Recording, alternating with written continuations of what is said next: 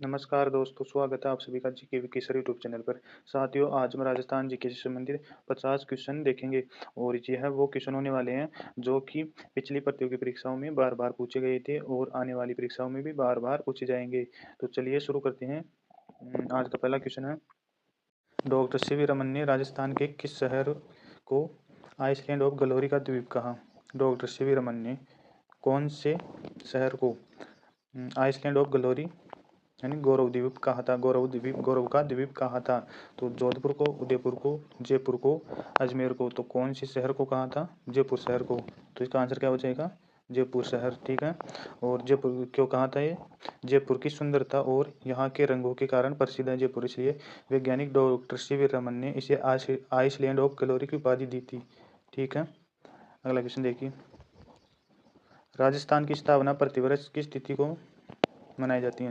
राजस्थान का स्थापना दिवस कब मनाया जाता है? कौन सी तारीख को मनाया जाता है राजस्थान स्थापना दिवस?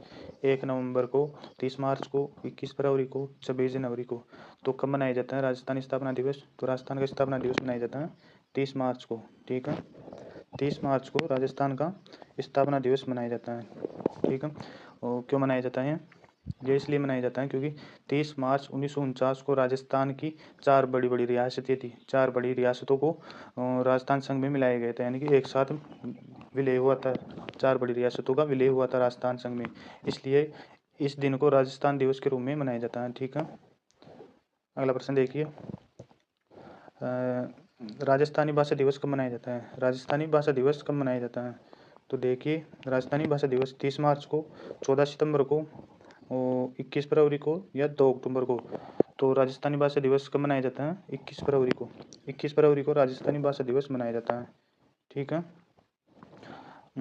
अगला प्रश्न देखिए, 1800 ईस्वी में 1800 ईस्वी में राजपूताना शब्द का सर्वप्रथम प्रयोग किसने किया था? 1800 ईस्वी में राजपूताना शब्द का सर्वप्रथम प्रयोग किसने किया था? कर्नल जेम्स टोड ने, जॉर्ज थॉमस ने, विलियम फ्रैंकलिन ने, वी स्मिथ ने। तो किसने किया था राजपूताना शब्द का सर्वप्रथम प्रयोग? जॉर्ज थॉमस ने। जॉर्ज थॉमस ने राजपूताना शब्द का सर्वप्रथम प्रयोग किया था। ठीक है। जॉर्ज थॉमस ने। और जॉर्ज थॉमस कहाँ के निवासी थे? आयरलैंड के। ठीक है। आयरलैंड के निवासी थे जॉर्ज थॉमस। ठीक है। और इन्होंने सबसे पहले इस क्षेत्र में राजस्थान में मौखिक रूप से राजपूताना शब्द का प्रयोग किया था। ठीक है। अगला प्रश्न देखिए, राजस्थान शब्द का सर्वप्रथम लिखित प्रयोग किसने किया? राजस्थान शब्द का सर्वप्रथम लिखित प्रयोग किसने किया? मौखिक प्रयोग तो जॉर्ज थॉमस ने, मौखिक प्रयोग तो राजपूताना शब्द का सर्वप्रथम प्रयोग तो जॉर्ज थॉमस ने किया था। और राजस्थान शब्द का प्रथम बार लिखित प्रयोग किसने किया था? जॉर्ज थॉमस ने, मोहनोत नेट्स ने, कर्नल जेम्स टोड ने, कवि श्यामल दास ने। तो इनमें से किसने किया था? कर्नल जेम्स टोड ने। ठीक है। कर्नल जेम्स टोड ने राजस्थान शब्द का प्रथम बार लिखित प्रयोग किया था। ठीक है। और कर्नल जेम्स टोड को किस नाम से जाना जाता है? और घोड़े वाले बाबा के नाम से। ठीक है। घोड़े वाले बाबा के नाम से भी जाना जाता है कर्नल जेम्स टोड को। ठीक है। और इन्होंने 1829 में अपनी पुस्तक थी, इनकी प्रसिद्ध पुस्तक में पहली बार राजस्थान शब्द का प्रयोग किया था इन्होंने। ठीक है। अगला प्रश्न देखिए, राजस्थान का कौन सा जिला डांग की रानी कहलाता है? राजस्थान का कौन सा जिला डांग की रानी कहलाता है? धौलपुर, करौली, सवाई माधोपुर, भरतपुर। तो कौन सा जिला कहलाता है डांग की रानी? तो डांग की रानी कहलाता है करौली। डांग की रानी हो जाएगा करौली। ठीक है। करौली को डांग की रानी कहते हैं। ठीक है। और धौलपुर को क्या कहते हैं? धौलपुर को कहते हैं डांग का राजा। धौलपुर को कहते हैं डांग का राजा। अगला प्रश्न देखिए, घंटियों का शहर घंटियों का शहर किसे कहा जाता है? घंटियों का शहर झालरापाटन को, डीग को, रणकपुर को, ओसिया को। तो घंटियों का शहर किसे कहा जाता है? झालरापाटन को घंटियों का शहर कहा जाता है। ठीक है। और घंटियों का शहर क्यों कहा जाता है झालरापाटन को? क्योंकि झालावाड़ के झालरापाटन में ढेरों प्राचीन मंदिरों की मौजूदगी के कारण इसे घंटियों का शहर कहा जाता है। यहाँ पर बहुत सारे मंदिर हैं, यानी प्राचीन मंदिर हैं, इसलिए घंटियों का शहर कहा जाता है झालरापाटन को। देखिए अगला प्रश्न, राजस्थान का क्षेत्रफल भारत के कुल क्षेत्रफल का कितना प्रतिशत है? राजस्थान का क्षेत्रफल भारत के कुल क्षेत्रफल का कितना प्रतिशत है? तो देखिए कितना प्रतिशत है, 10.41%, 11.50%, 9.11% और 12.25%। तो कितना है, 10.41%। ठीक है। और राजस्थान भारत का सबसे बड़ा राज्य है जो देश के कुल भूभाग का 1/10वां हिस्सा है, 1/10वां हिस्सा है। ठीक है। अगला प्रश्न देखिए, स्वर्णगिरी के नाम से किस किले को जाना जाता है? स्वर्णगिरी के नाम से किस किले को जाना जाता है? तो स्वर्णगिरी के नाम से कौन से किले को जाना जाता है? जैसलमेर को, जालौर को, चित्तौड़गढ़ को और कुंभलगढ़ को। तो कौन से किले को जाना जाता है स्वर्णगिरी के नाम से? जालौर दुर्ग को। ठीक है। स्वर्णगिरी के नाम से जालौर दुर्ग को जाना जाता है। स्वर्णगिरी के नाम से, स्वर्णगिरी के नाम से तो जालौर को जाना जाता है। ठीक है। और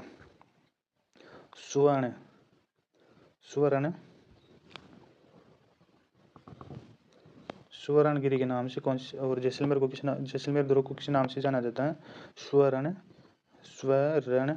सुवर्णगिरी के नाम से जैसलमेर दुर्ग को जाना जाता है। ठीक है।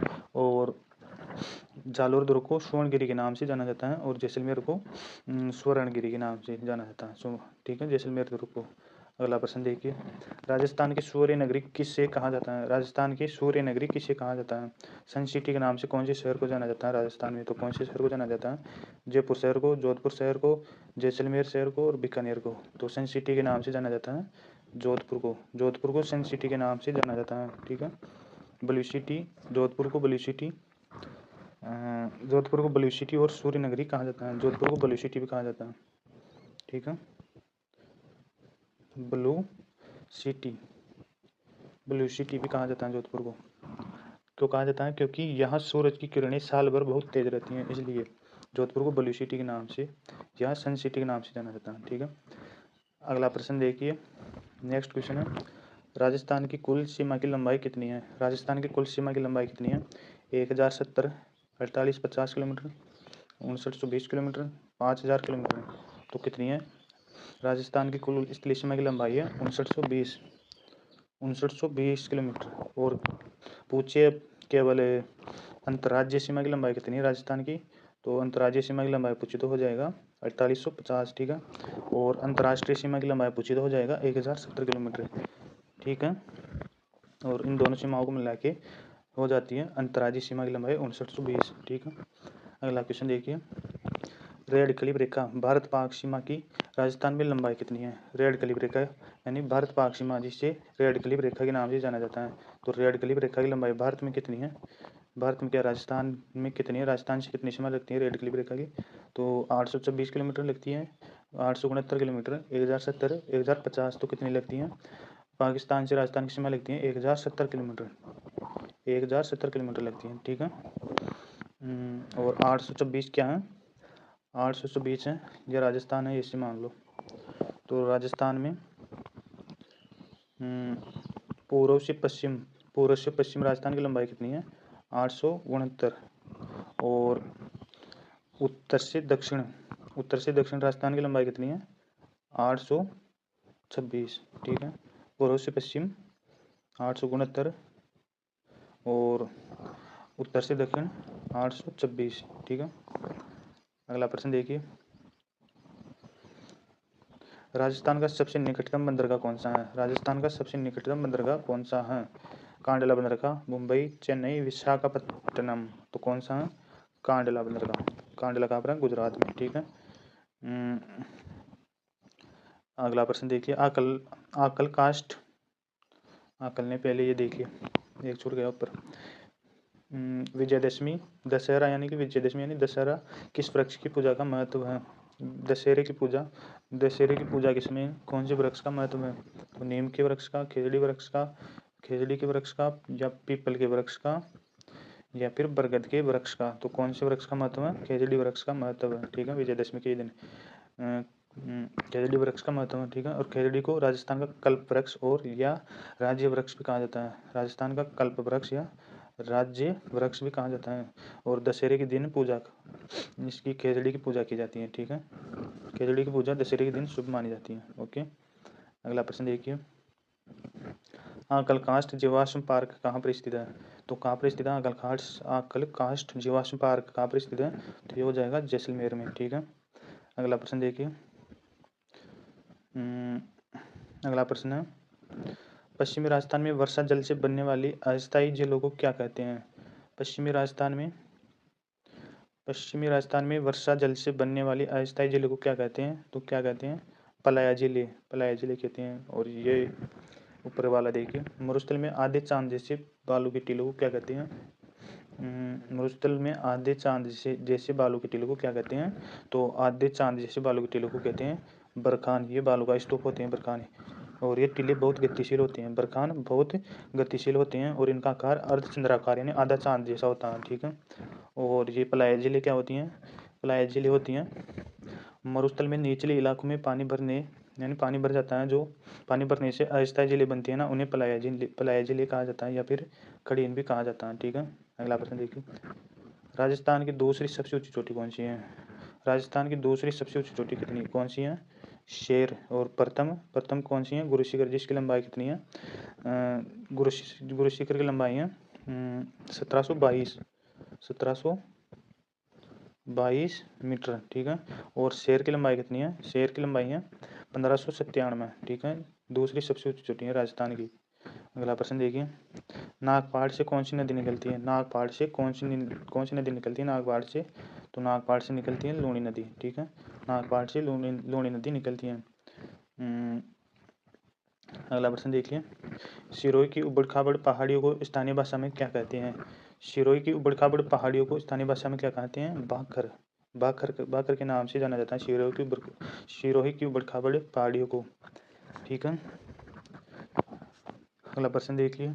राजस्थान का सबसे ऊंचा पठार कौन सा है? राजस्थान का सबसे ऊंचा पठार कौन सा है?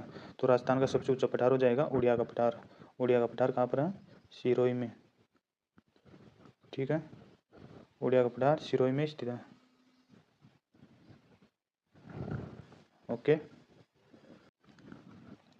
अगला प्रश्न देखिए। अगला प्रश्न कौन सा है?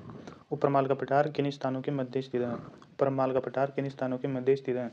तो ऊपरमाल का पठार कौन कौन से स्थानों के मध्य स्थित है? बेसरोडगढ़ से बिजोलिया के मध्य। बेसरोडगढ़ से बिजोलिया के मध्य ऊपरमाल का पठार स्थित है। बेसरोडगढ़ कहाँ पर है? चित्तौड़गढ़ में। और बिजोलिया कहाँ पर है? भीलवाड़ा में। इन दोनों के मध्य, भीलवाड़ा और चित्तौड़गढ़ के मध्य ऊपरमाल का पठार है। ठीक है, नेक्स्ट क्वेश्चन देखिए। छप्पन का मैदान किस क्षेत्र में स्थित है? छप्पन का मैदान किस क्षेत्र में स्थित है? तो छप्पन का मैदान है दक्षिणी राजस्थान में। छप्पन का मैदान हो जाएगा दक्षिणी राजस्थान में। ठीक है, यहाँ पर 56 नदी नालों का समूह है, इसलिए छप्पन का मैदान कहते हैं इसको, 56 नदी नालों का समूह होने के कारण। अगला क्वेश्चन देखिए। राजस्थान की सबसे लंबी नदी और एकमात्र 12मासी नदी कौन सी है? तो कौन सी है? चंबल नदी है। राजस्थान की सबसे लंबी नदी और 12मासी चंबल नदी है, जो साल भर बहती है। ठीक है, और ये सबसे लंबी नदी कैसी क्यों है, यानी किस तरीके से है? यानी कि कुल लंबाई के हिसाब से, इसकी कुल लंबाई के हिसाब से राजस्थान की सबसे लंबी नदी है ये। राजस्थान में बहने वाली सबसे लंबी नदी है चंबल। और राजस्थान की पूछे कि राजस्थान की सबसे लंबी नदी, केवल राजस्थान की सबसे लंबी नदी कौन सी है? तो केवल में पूछे तो बनास हो जाएगा। फिर केवल राजस्थान की सबसे लंबी नदी है बनास, और राजस्थान में बहने वाली सबसे लंबी नदी पूछे तो चंबल हो जाएगा। ठीक है, अगला प्रश्न देखिए। कर्क रेखा को 2 बार काटने वाली नदी कौन सी है? तो कर्क रेखा को 2 बार काटने वाली नदी कौन सी है? माही नदी है। ठीक है, जो कर्क रेखा को, यहाँ पर राजस्थान को कर्क रेखा को 2 बार काट दी यू आकार में। ठीक है, कर्क रेखा को यू आकार में, यानी यू आकार में राजस्थान में प्रवेश करके यू आकार में मुड़कर वापस दक्षिण की ओर चली जाती है। ठीक है, और कर्क रेखा को 2 बार काटती है माही नदी। अगला प्रश्न देखिए। चंबल नदी पर स्थित राजस्थान का सबसे ऊंचा जलप्रपात कौन सा है? जलप्रपात क्या होता है? झरना। तो देखिए, चंबल नदी पर स्थित राजस्थान का सबसे ऊंचा जलप्रपात कौन सा है? तो कौन सा है? चूलिया जलप्रपात है चंबल नदी का सबसे ऊंचा जलप्रपात। ठीक है, जो कौन से जिले में स्थित है? चित्तौड़गढ़ में। ठीक है, चित्तौड़गढ़ में स्थित है। अगला प्रश्न देखिए। भीमलत जलप्रपात किस नदी पर है? भीमलत जलप्रपात किस नदी पर है? तो भीमलत जलप्रपात कौन सी नदी पर है? मांगले नदी पर। ठीक है, और चंबल नदी पर कौन सा है? चोलिया जलप्रपात। ठीक है, और ये बेमिलत जलप्रपात मांगली नदी पर कौन सी जिले में है? तो ये बूंदी जिले में है। बूंदी जिले में मांगली नदी पर है। ठीक है, अगला क्वेश्चन देखिए, नटनिगा चबूतरा किस झील के किनारे स्थित है? नटनिगा चबूतरा किस झील के किनारे स्थित है? जैसमंद झील, पिछोला झील, फतेहसागर झील या राजसमंद झील? तो नटनिगा चबूतरा कौन सी झील के किनारे है? पिछोला झील। ठीक है, पिछोला झील के किनारे स्थित है नटनिगा चबूतरा। अगला क्वेश्चन है, राजस्थान की किस झील को रामसर साइट का दर्जा प्राप्त है? राजस्थान की किस झील को रामसर साइट का दर्जा प्राप्त है? तो कौन सी झील को है रामसर साइट का दर्जा? तो कौन सी है? सांबर झील। सांबर झील को रामसर साइट का दर्जा प्राप्त है। ठीक है, जयपुर में है ये सांबर झील, जहाँ पर खारे पानी की झील है, खारे पानी की झील है ये, जिसे रामसर साइट घोषित किया गया है। अगला प्रश्न देखिए, अगला क्वेश्चन है, अजमेर की आना सागर झील का निर्माण किसने करवाया था? अजमेर की आना सागर झील का निर्माण किसने करवाया था? तो अजमेर की आना सागर झील का निर्माण किसने करवाया था? अर्णोराज या आनाजी ने। ठीक है, अर्णोराज या आनाजी ने कब करवाया था? 1137 ईस्वी में। ठीक है, 1137 ईस्वी में करवाया था आनाजी या अर्णोराज ने। अगला क्वेश्चन देखिए, अगला क्वेश्चन है, बालसमंद और कायलाना झील किस जिले में स्थित है? बालसमंद और कायलाना झील कौन सी जिले में है? तो बालसमंद और कायलाना झील है जोधपुर जिले में। ठीक है, जोधपुर जिले में स्थित है ये, और दोनों मीठे पानी की झीलें हैं। मीठे पानी की झीलें हैं दोनों ये, जोधपुर में। ठीक है, अगला क्वेश्चन है, राजस्थान की सबसे ऊंची झील जो सर्दियों में जम जाती है? राजस्थान की सबसे ऊंची झील जो सर्दियों में जम जाती है कौन सी है? नग की झील है। ठीक है, और माउंट आबू सिरोही में स्थित है ये। ठीक है, जो सर्दियों में जम जाती हैं। अगला क्वेश्चन देखिए, लसाड़िया का पठार किस झील के पास स्थित है? लसाड़िया का पठार किस झील के पास स्थित है? तो कौन सी झील के पास स्थित है लसाड़िया का पठार? जैसमंद झील के पास। ठीक है, जैसमंद झील के पास है लसाड़िया का पठार। ओके, अगला क्वेश्चन है, हाड़ौती का पठार किस संभाग में आता है? हाड़ौती का पठार किस संभाग में आता है? तो हाड़ौती का पठार आता है कोटा संभाग में। ठीक है, कोटा संभाग में कोटा, बूंदी, बारा और झालावाड़ जिले आते हैं। ठीक है, और मुकुंदरा हिल्स, अगला क्वेश्चन क्या है, मुकुंदरा हिल्स किन जिलों में फैली हुई है? मुकुंदरा हिल्स कौन कौन से जिलों में फैला हुआ है? तो कोटा और झालावाड़ में, कोटा झालावाड़ में मुकुंदरा हिल्स फैला हुआ है। ठीक है, मुकुंदरा हिल्स क्या है? पहाड़ियाँ हैं, तो ये मुकुंदरा हिल्स की पहाड़ियाँ कोटा और झालावाड़ के मध्य स्थित है। ठीक है, अगला क्वेश्चन है, अरावली पर्वतमाला की कुल लंबाई कितनी है? तो अरावली पर्वतमाला की कुल लंबाई कितनी है? 692 किलोमीटर। ठीक है, और अरावली का गर्भगृह किसे कहते हैं? तो अरावली का गर्भगृह कहते हैं अरब सागर को। अरावली का गर्भगृह, अरावली का गर्भगृह अरब सागर को कहते हैं। ठीक है, अगला क्वेश्चन क्या है, राजस्थान का सबसे कम वर्षा वाला जिला कौन सा है? राजस्थान का सबसे कम वर्षा वाला जिला है सम जैसलमेर। ठीक है, सम जैसलमेर राजस्थान का सबसे कम वर्षा वाला जिला है, जो पूर्णतः वनस्पति रहित है, और यहाँ नामांतर की वर्षा होती है, यानी कि बिल्कुल ही वर्षा नहीं होती है, होती भी है तो नाम मात्र की वर्षा होती है। ठीक है, अगला क्वेश्चन क्या है देखिए, राजस्थान का राज्य पशु पालतू श्रेणी में कौन सा है? राजस्थान का राज्य पशु पालतू श्रेणी में कौन सा है? तो पालतू श्रेणी में हो जाएगा ऊँट। ठीक है, अगला क्वेश्चन देखिए, इसमें देखिए ऊँट है ना, राजस्थान का पालतू श्रेणी में राज्य पशु ऊँट है। तो ऊँट को राज्य पशु का दर्जा कब दिया गया था? तो पालतू श्रेणी में ऊँट को राज्य पशु का दर्जा दिया गया था 2014 में। ठीक है, 2014 में राज्य पशु बनाया गया था ऊँट को। और वन्य जीव श्रेणी में चिंकारा है, चिंकारा। ठीक है, चिंकारा। अगला क्वेश्चन है, बनास नदी कहाँ से निकलती है? तो बनास नदी कहाँ से निकलती है? खमनोर की पहाड़ियों से। ठीक है, बनास नदी खमनोर की पहाड़ियों से निकलती है, राजसमंद में से। ठीक है, अगला क्वेश्चन देखिए, किन जिलों में एक भी नदी नहीं बहती? कौन से जिलों में एक भी नदी नहीं बहती है? तो चूरू और बीकानेर में एक भी नदी नहीं है। ठीक है, अगला क्वेश्चन देखिए, जवाई बांध को किस नाम से जाना जाता है? जवाई बांध को किस नाम से जाना जाता है? तो जवाई बांध को और किस नाम से जाना जाता है? तो राजस्थान का अमृत सरोवर के नाम से भी जाना जाता है जवाई बांध को। ठीक है, जो कहाँ पर स्थित है? सुमेरपुर पाली में स्थित है। ठीक है, जवाई नदी पर है, पाली जिले में स्थित है जवाई नदी पर, सुमेरपुर पाली में। ठीक है, जो पश्चिमी राजस्थान का सबसे बड़ा बांध है ये जवाई बांध, पश्चिमी राजस्थान का सबसे बड़ा बांध है। ठीक है, और पुष्कर झील में कुल कितने घाट बने हुए हैं? पुष्कर झील में कुल कितने घाट बने हुए हैं? तो पुष्कर झील में 52 घाट बने हुए हैं। ठीक है, पुष्कर झील 52 घाटों से घिरी हुई है। अगला क्वेश्चन देखिए, राजस्थान की कामधेनु किस नदी को कहते हैं? राजस्थान की कामधेनु किस नदी को कहते हैं? तो देखिए कामधेनु किस नदी को कहते हैं? चंबल नदी को। चंबल नदी को राजस्थान की कामधेनु कहते हैं। ठीक है। अगला क्वेश्चन देखिए, पूरी तरह से राजस्थान में बहने वाली सबसे लंबी नदी कौन सी है? पूरी तरह से राजस्थान में बहने वाली सबसे लंबी नदी है बनास। अभी पर देखा था ना हमने, पूरी तरह से राजस्थान में बहने वाली सबसे लंबी नदी है बनास। ठीक है। और राजस्थान में बहने वाली सबसे लंबी नदी कौन सी थी? चंबल।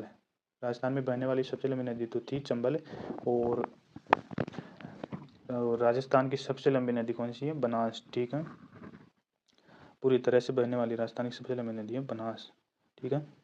अब अगला क्वेश्चन देखिए, राजस्थान का झीलों का शहर कौन सा है? झीलों का शहर, राजस्थान का झीलों का शहर कौन सा है? तो कौन सा है? उदयपुर। राजस्थान का झीलों का शहर है उदयपुर। ठीक है। अगला क्वेश्चन देखिए, अब अरावली की सर्वोच्च चोटी गुरु शिखर की ऊंचाई कितनी है? तो गुरु शिखर की ऊंचाई कितनी है? अभी देखा था हमने 1722 मीटर और 1597 गुरु शिखर से नीचे वाली, यानी राजस्थान की दूसरी सबसे ऊंची चोटी की लंबाई है 1597। उसका नाम क्या है? शेर। ठीक है। अगला क्वेश्चन देखिए, थार का गड़ा किसे कहा जाता है?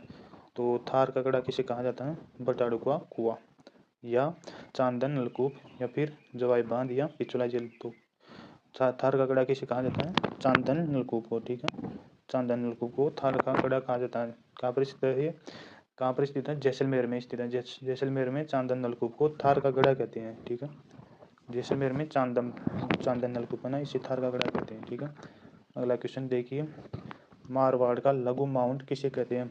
मारवाड़ का लघु माउंट, मारवाड़ का लघु माउंट किसे कहते हैं? तो किसे कहते हैं? पीपलूद बाड़मेर, पीपलूद को कहते हैं। पीपलूद कहाँ पर है? बाड़मेर में। ठीक है। और इसे लघु माउंट क्यों कहते हैं? यहाँ पर क्या है?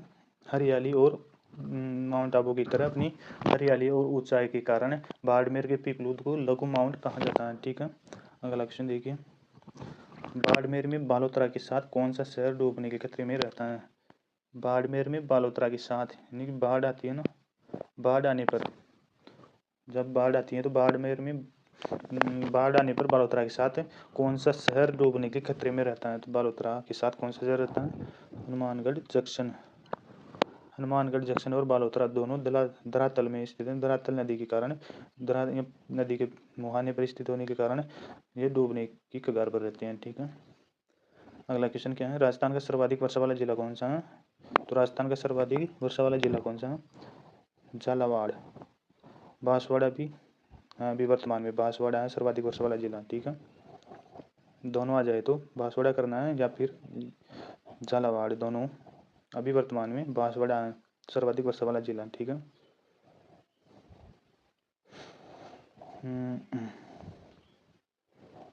तो साथियों, ये थे आज की क्लास के 50 महत्वपूर्ण प्रश्न। उम्मीद है आपको ये सवाल पसंद आए होंगे। तो अपनी तैयारी को रेगुलर रखने के लिए हमारे चैनल को सब्सक्राइब करिए, लाइक करिए और दोस्तों के साथ शेयर करिए।